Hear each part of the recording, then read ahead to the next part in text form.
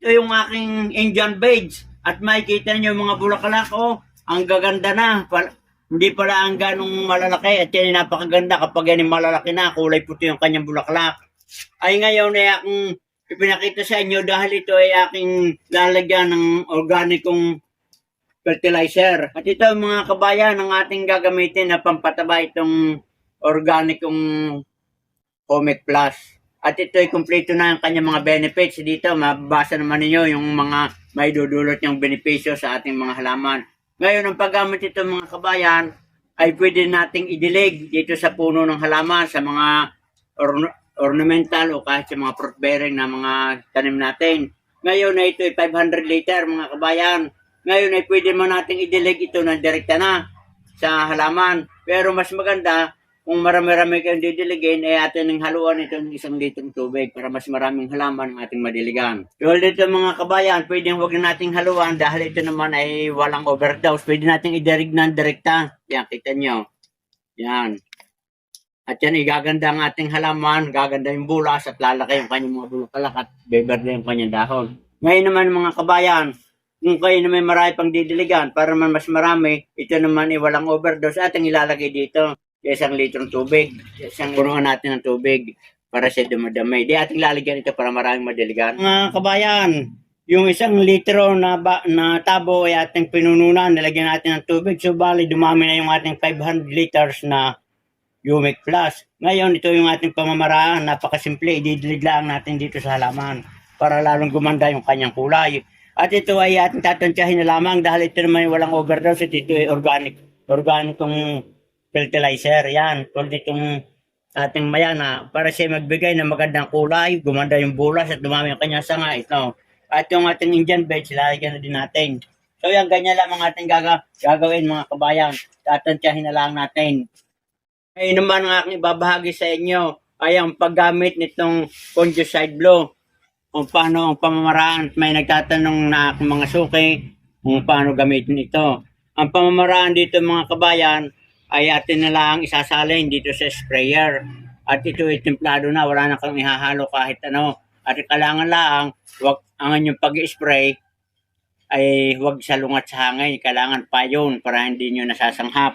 At pangalawa, ay pwede kayong gumamit ng glove o kaya ay yung smash. Mga kabayan, bago natin ilagay sa sprayer, atin munang kakalugin. Sisip natin maigi. Humalo na yung kanyang kulay.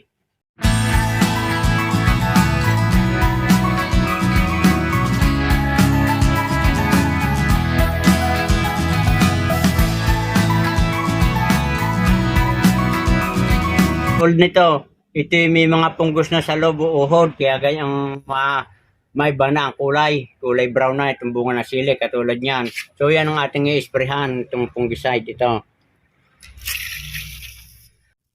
I-sprayhan natin, pati yung mga ibaba ng dahon. At kailangan ng pag-spray natin mga kabayan ay huwag yung salungat sa hangin. Yung hindi natin masasanghap ang hangin para tayo may nakakaiwas sa mga masasanghap natin na ganyan lamang yung pag-spray o paggamit ng fungicide blue. At tulad nito, pag kayo nag-spray, may mga ganyan damo, inyo tatanggalin na rin para kung ating lagyan ng fertilizer, hindi na siya sisip-sip ng nutrients. Yan. So yan mga kabayan, at ito kinakailangan kung kinakalan yung maraming pong maninira at may mga punjay, ay di 1 beses, 1 linggo ang ating pag-spray. Ang update ng aking Dancing Lady Orchids, tingnan ninyo at stable na, marami na yung kanyang ugat at litaw na. Ito baka ngayong tag-araw na ito ay bubulaklak na yan, makikita ninyo lahat, halos talagang napakaganda na yan. Yan, at ito ay nabali, nasa mga 30 peraso, ito pa yung iba, makikita ninyo, yan. Ay ngayon ang aking gagawin mga kabayan, ay medyo ang iba ay kulang pa sa lupa, ay ating dadagdagan ng kokopet para mas lalong gumanda yung kanyang bulas. At ngayon naman mga kabayan, sa mga gustong mag-order ng Dancing Lady Orchids, ay click na lang nyo ang link sa baba ng aking video at kayo ay makaka-order na nito. At ngayon naman mga kabayan, ang ibabahagi ko naman ay tungkol dito sa paggamit ng foliar fertilizer. Ano baga ang paggamit itong foliar fertilizer?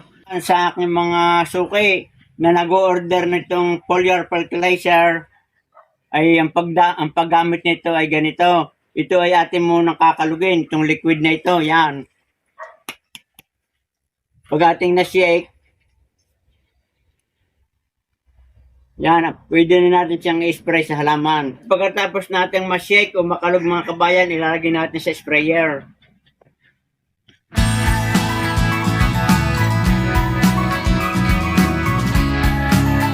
Ating dadamihan mga kabayan at marami ito, nasa 30 piraso. Kanya-kanya lang yung mga tatlong 500 ml ang ating ilalagay. Pero kulang pa dito sa ating ito ay 1.5 liters. Yan. Ang pag-i-spray mga kabayan itong foliar fertilizer ay alas 5 ng umaga hanggang alas 9 ng umaga kung sa umaga tayo mag-i-spray. At kung sa hapon naman ay ang ating gagawin sa alas 3 ng hapon hanggang takip silim. At ito yung pamamaraan, papakita ko sa inyo mga kabayan. I-spray natin sa ilalim ng dahon. Yan.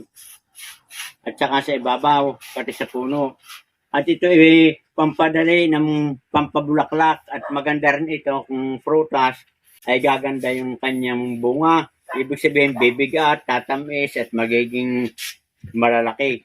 Kabayan, hanggang dito na lamang at naipakita ko na ang pamaraan ng paggamit ng Humic Plus. At ang kagandahan sa fertilizer na yan, kahit malagyan ng kanyang pagdilig yung mga halaman, hindi siya nasusunog, hindi katulad ng ibang mga fertilizer. So yan mga kabayan, good luck and good health at sana ay may natutunan kayo at huwag niyong kakalimutan, paki-follow, share, like, and subscribe. Magandang araw kabayan!